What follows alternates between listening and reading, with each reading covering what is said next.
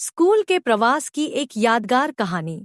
एक गांव में दो 13 साल के दोस्त जयपाल और कमलेश एक दूसरे के बिना अधूरे थे। जब स्कूल के प्रवास का आयोजन हुआ तो उनके दिल खुशी से झूम उठे। इस यात्रा का मुख्य आकर्षण था पावागढ़, जो अपने प्राकृतिक सौंदर्य और इतिहास के लिए मशहूर है। स्कूल के दोस्तों के साथ पहाड़ियों को निहारना और नए अनुभव साझा करना अद्भुत था। यात्रियों ने हंसी मजाक, खेल कूद और अनुभवों से सजीव पल बिताए। वो मासूमियत भरे दिन जब हर छोटी चीज भी बड़ा आनंद देती थी। दोस्तों की बॉन्डिंग और गहरी हो गई। यात्रा के बाद लौटते वक्त बस होटल रुकी और सभी ने पेट पूजा की। तभी सर ने हंसते हुए कहा, जिसे बाथरूम जाना है अभी जाए, आगे बस गांव में रुकेगी। यह सुनते ही सब बच्चे लाइन बनाकर दौड़ पड़े।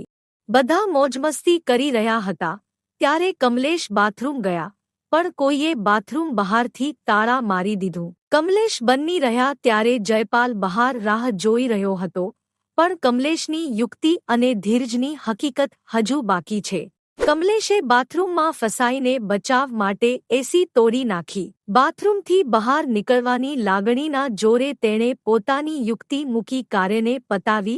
જ્યારે જયપાલોને લગભગ કમલેશ ગાયબ લાગ્યો। આખરે કમલેશ કોઈ રીતે બહાર આવ્યા અને બસમાં બેસી ગયા। આ સમય દરમિયાન જયપાલ માટે આ સંજોગ વ્યથિત કરવાનો હતો।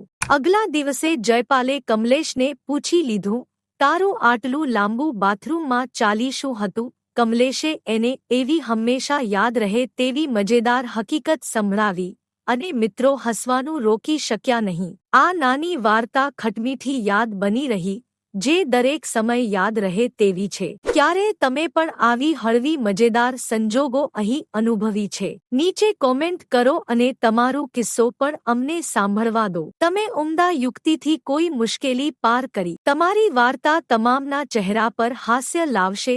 તેથી જો અંત સુધી જોયું છે તો લાઈક અને શેર કરવાનું ભૂલશો નહીં।